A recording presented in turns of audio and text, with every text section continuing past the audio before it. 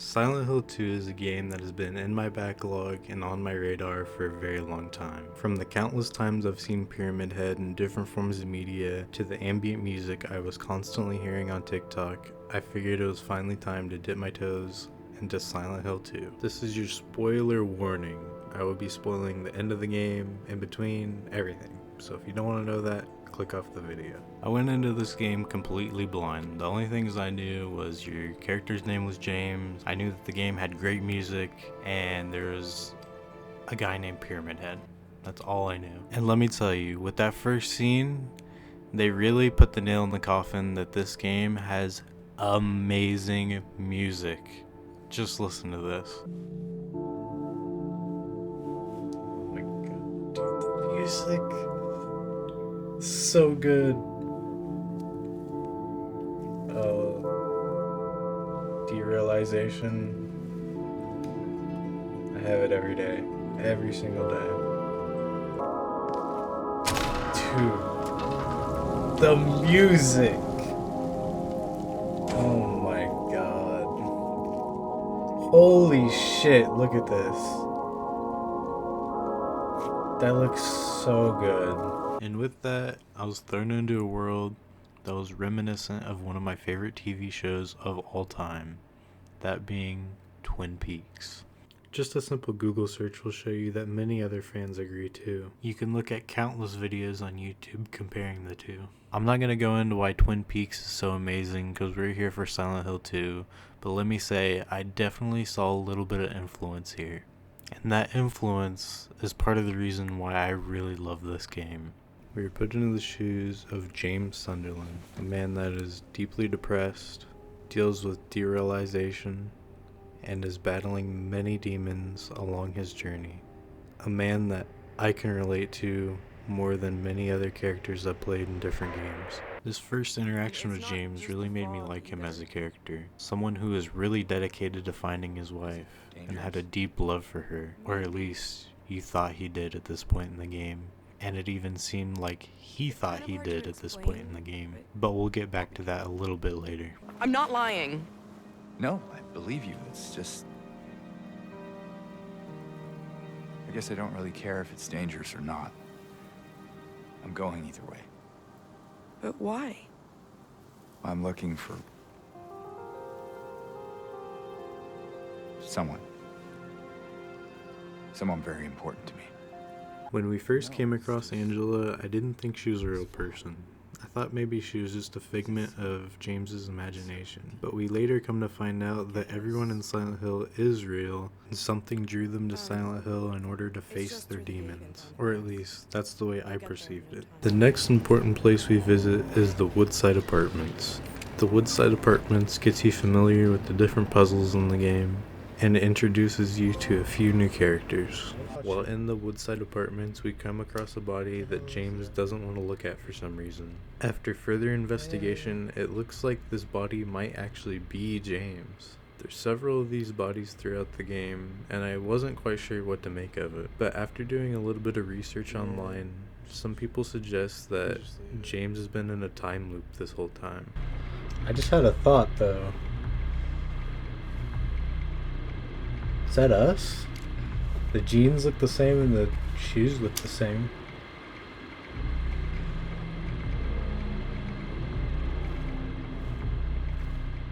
And he didn't want to look at it for some reason. Maybe. After making our way through the apartments, we make it to one of the most iconic villains in gaming history, Pyramid Head. Jesus.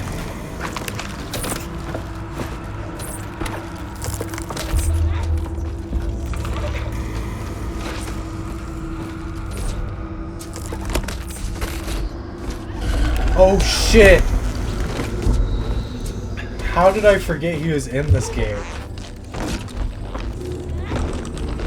Dude, I completely forgot this dude was even a thing.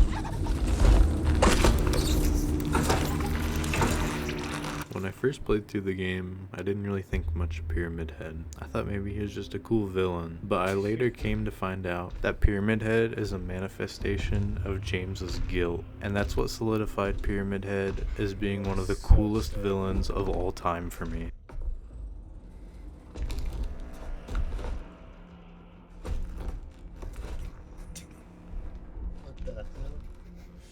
Moving along in our journey, we run across Maria, an obvious connection to Mary. I perceive Maria as James's desires. Maria was always acting very seductive towards James, and whenever Maria takes James to the strip club, she presents him with a drink, and just the way he looks at it, you can tell a strong desire is being presented.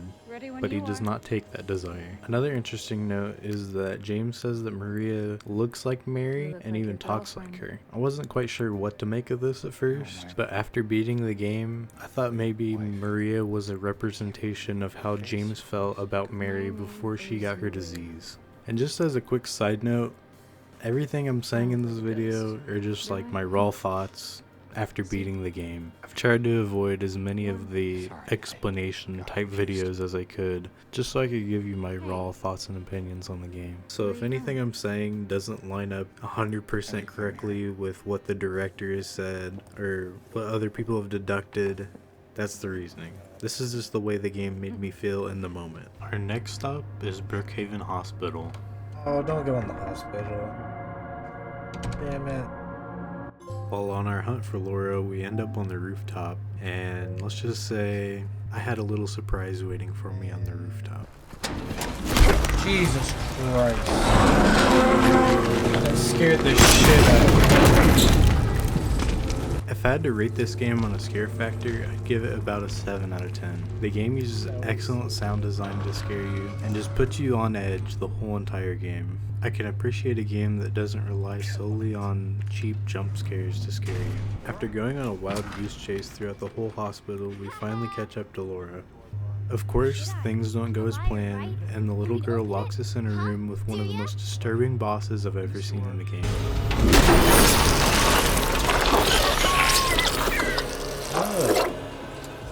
If I had only 2 words to describe the different monsters in this game, I would use the words flesh and rust.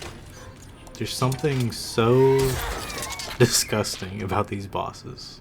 Just look at the lips on that thing. Like, what the fuck? What were they cooking up in that studio? After looking at old footage of the original version of this game, I do have to say the PS2 style graphics do help this game quite a bit. Don't get me wrong, the game looks amazing here and it still does its purpose, but there's something about the older graphics that just, I don't know, it does something different to me. I might just have to go back and visit the original one day, but that probably won't be for a while. I have way too much on my backlog. After exiting the hospital, we finally catch up with Maria, but only for a short time. Come on, hurry! It's so sick. Come on. Oh, come on, don't go there. Come on.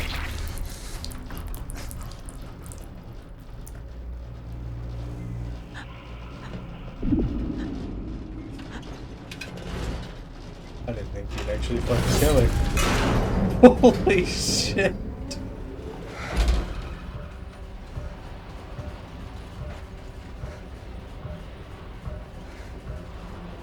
Wow. I've had a lot of time to think about if Maria's death actually means anything, because we come across her later and she's not dead, but I figured maybe her death might have symbolized something, but I never really put anything together. This might be a bit of a stretch, but it could be symbolizing the death of James's desires and love for his wife. The next part of the game, things start to get a little bit weird. James decides to take several plunges down holes that he has no idea how far down they go.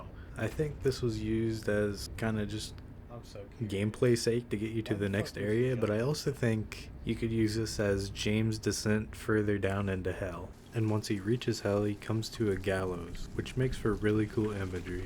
This game has amazing imagery throughout all the cutscenes in the game.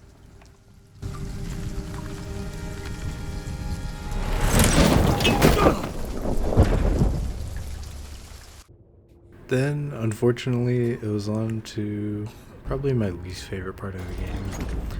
For whatever reason, I was having a lot of trouble with the puzzle here in the labyrinth, and I had to look up a bunch of guides for it.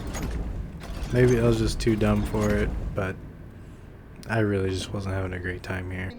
But after we finally finished that, we catch back up with Eddie, and he's standing over a body that he just killed. And after inspecting the body, it's 100% James. Like, there's no denying it. That us?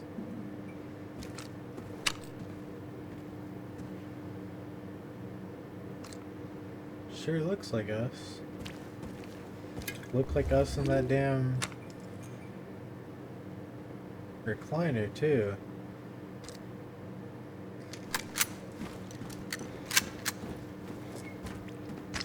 That's definitely us. There's no way. Eddie makes the dumb choice of trying to fight us, and unfortunately he meets his fate. Fucker.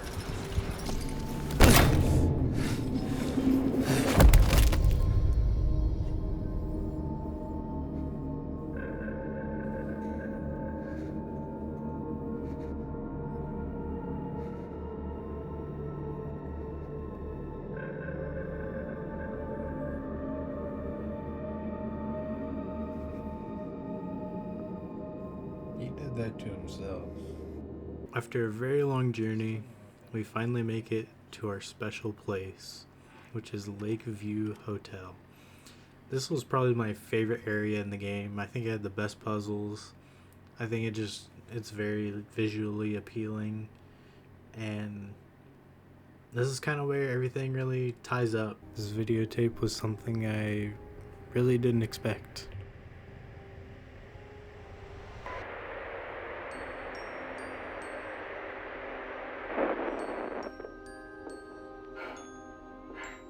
Are you taping again? Come on. I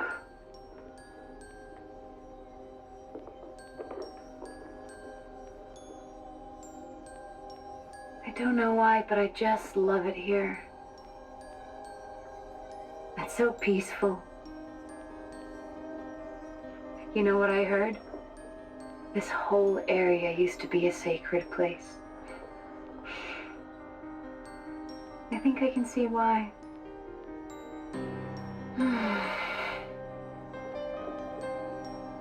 It's too bad we have to leave. Promise you'll take me again, James.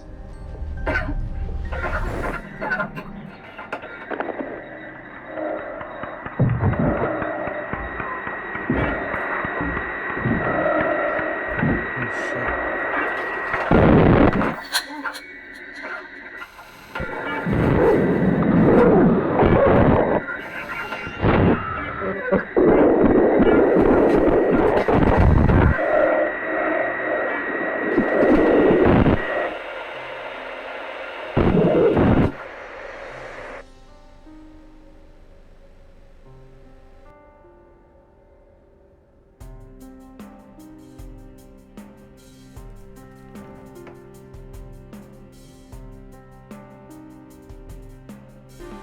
shit.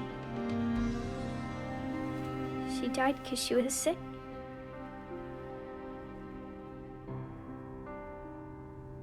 I killed her.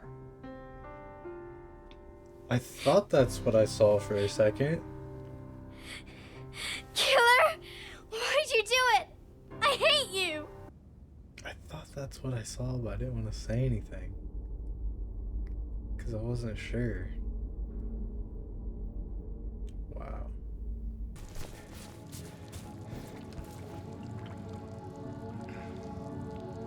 Oh my god. The music. Dude. I sure if it was this game or another Silent Hill where this song came from. We find Angela in this flaming staircase, and this one was pretty self-explanatory. James makes a comment that it's hot as hell in here, pretty on the nose, and then Angela says, Hell in here. it always looks like this for me, and I took that as pretty much we're stepping into her own personal hell.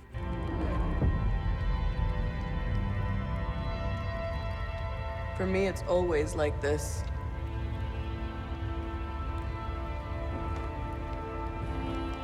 When I was first playing this fight, I thought for sure this is where James dies, and you're just supposed to lose, but that's not the case.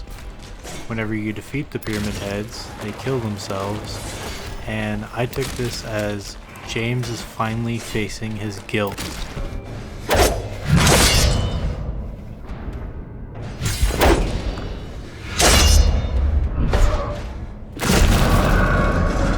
What the fuck?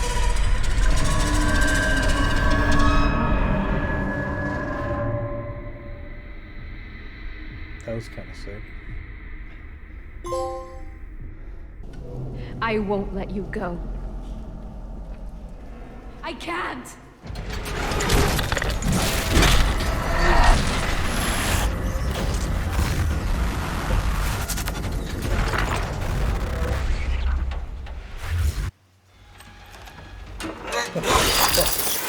James. James.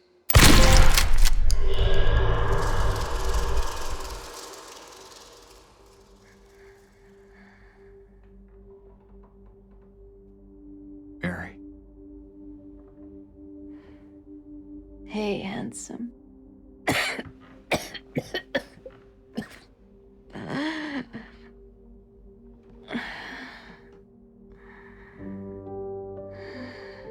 sorry. Don't be. I told you. I wanted the pain to end. Yeah. You did.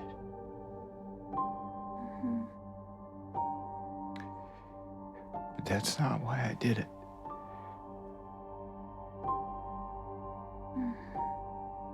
The truth is, I hated you. I wanted you out of the way. I wanted my life back. Jesus, dude. If that's true, then why do you look so sad?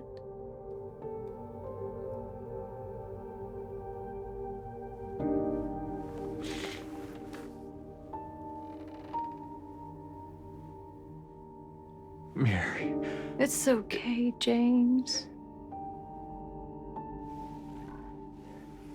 Here.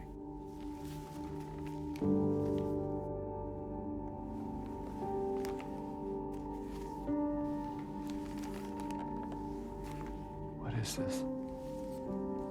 It's what you've been looking for. Damn, she still got the wedding ring on,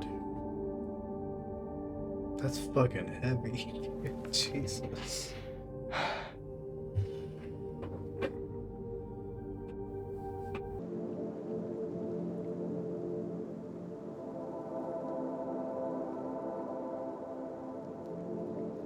In my restless dreams, I see that town. Silent Hill. You promised you'd take me there again someday. But you never did. Well, I'm alone there now. In our special place. Waiting for you to come and see me. But you never do. So, I wait, wrapped in my cocoon of pain and loneliness. I know, I've done a terrible thing to you. I wish I could change that, but I can't. I feel so pathetic and ugly laying here. Every day I stare up at the cracks in the ceiling, and all I can think about is how unfair it is. The doctor came today. Told me I could go home for a short stay. It's not that I'm getting better. It's just that this could be my last chance. Even so, I'm glad to be coming home. I missed you so much. But I'm afraid, James. I'm afraid you don't really want me to come home. Yeah. Every time you come to see me, I can tell how hard it is on you. I don't know if you hate me or pity me. Maybe I just disgust you. I'm so sorry. When I first learned I was gonna die, I couldn't accept it. I was so angry. I struck out at everyone I loved. Especially you. And that's why I understand if you hate me. But I want you to know, I will always love you. Even though our life together had to end like this, I still wouldn't trade it for the world.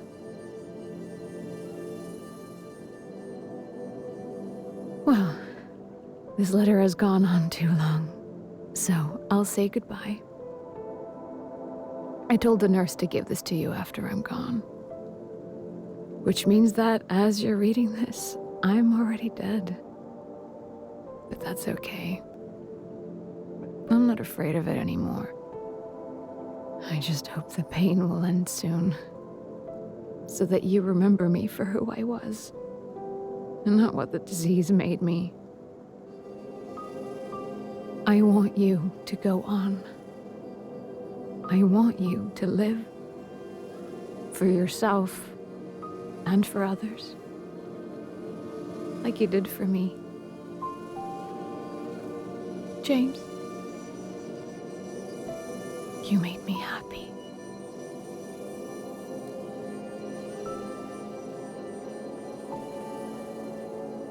Umbrella fucking made me kind of emotional.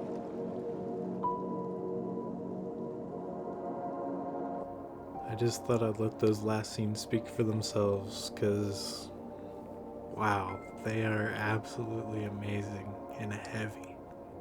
This is one of a handful of games that have actually made me cry. I'm gonna be thinking about this game for a very long time.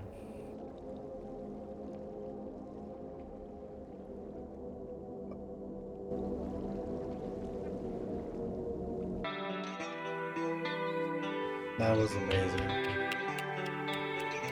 Very good. That was absolutely phenomenal. What a story, dude.